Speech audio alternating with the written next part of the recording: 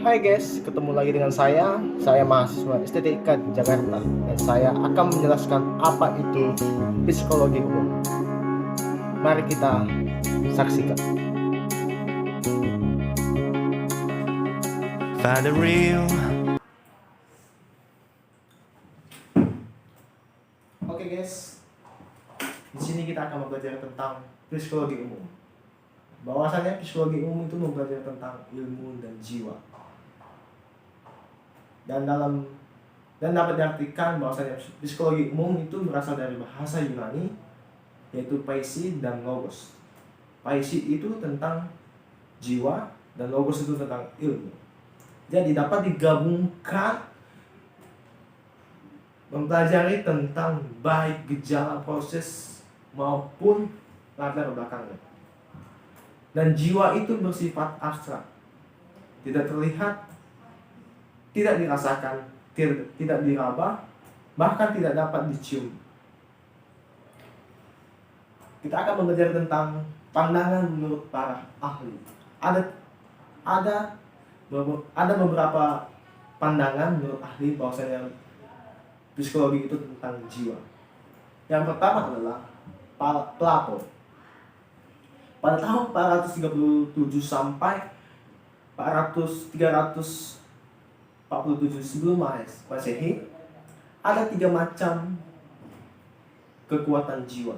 Yang pertama adalah secara berpikir kita, dan yang kedua adalah berkehendak, dan yang ketiga adalah keinginan kita. Dan menurut Plato, ada juga 3 kebijakan di dunia. Yang pertama adalah kebijakan apabila akal menguasai diri kita. Yang kedua, keberanian kita sebagai manusia. Dan yang ketiga adalah penguasaan diri kita terhadap segala apa yang kita perbuat. Yang kedua adalah Aristoteles. Pada tahun 384 sampai 322 sebelum Masehi, ia berpendapat bahwasanya jiwa adalah jumlah dari daya hidup dengan proses-prosesnya. Dan fungsinya kita dapat ketahui bahwasanya fungsi adalah dikotomi. Yang pertama, kemampuan untuk mengenal seseorang. Dan kedua adalah kemampuan berkehendak. Yang ketiga adalah John Locke. Dia berpendapat bahwasanya jiwa adalah dari unsur elemen terkecil dari jiwa manusia adalah simple idea. Dan kita akan cerita dan saya akan menjelaskan dasar-dasar psikologi umum dari menurut para ahli ini. Saksikan selanjutnya. Ini saya akan menyampaikan tentang metode-metode psikologi ilmiah. Kita akan melihatnya secara bersama-sama.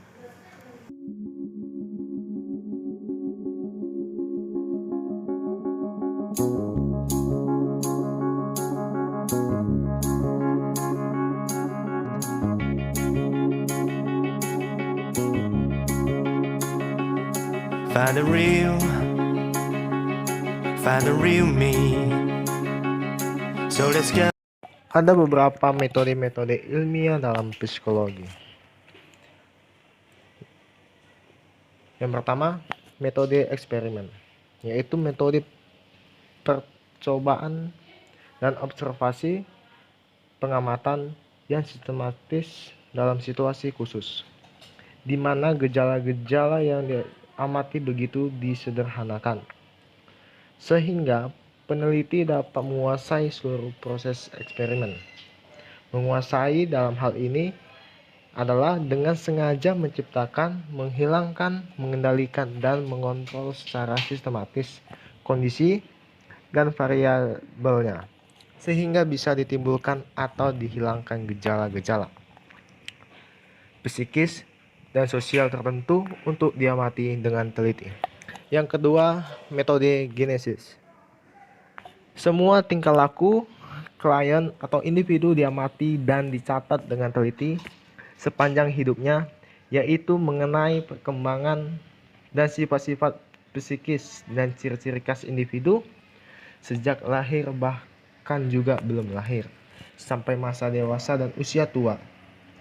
Pada pencatatan dan penelitian sedemikian ini sering dijumpai masalah-masalah yang pelik atau rumit. Misalnya pengaruh dari bakat dan lingkungan, kondisi yang memberikan dorongan bagi perkembangan anak. Faktor yang mengakibatkan penyimpangan tingkah laku dalam bentuk kriminalitas, asosial, kegila-gilaan, dan lain-lain. Yang ketiga, metode anamnese. Pengertian medis dari anamnese adalah prariwayat dari penyakit. Pada umumnya, metode ini diterapkan pada pasien-pasien dengan penyimpangan psikis dan sosial tertentu. Misalnya, orang meneliti faktor-faktor apa saja yang menimbulkan kebiasaan-kebiasaan mencuri, agresivitas, nafsu merusak, dan kecenderungan sadistis, tingkah laku kegila-gilaan, alkoholik, maniak, ketakutan yang abnormal, ketergantungan yang ekstrim, dan lain-lain. Biasanya anamnese ini ditunjang dengan laporan-laporan medis, psikologis, dan sosial, sehingga menjadi lengkap dan dipakai untuk membantu tercapainya kesembuhan pasien. Adapun sebab dari tingkah laku abnormal itu antara lain berupa tidak mendapatkan cinta kasih ibu, pengabaian dari orang tua, pemanjaan, kondisi sekolah yang tidak sesuai dengan kemampuan intelektual anak, lingkungan sosial yang buruk, komplotan gerombolan anak-anak remaja tertentu, dan lain-lain. Yang keempat, metode introspeksi dan ekstrospeksi. Metode penghayatan terhadap pula sebagai metode retrospeksi atau mawas diri. Sumber pengenalan yang penting dalam psikologis. Sedangkan ekstrospeksi adalah pengamatan yang sistematis terhadap kehidupan psikis orang lain untuk memahami ciri-ciri khas individu tersebut. Itulah hasil pemaparan saya tentang ilmu mempelajari psikologi umum. Dan saya mengucap terima kasih kepada Ibu Maria yang telah membimbing kami dalam mempelajari ilmu psikologi umum. Dari saya sekian, terima kasih. Sampai jumpa. Salam sejahtera. Shalom.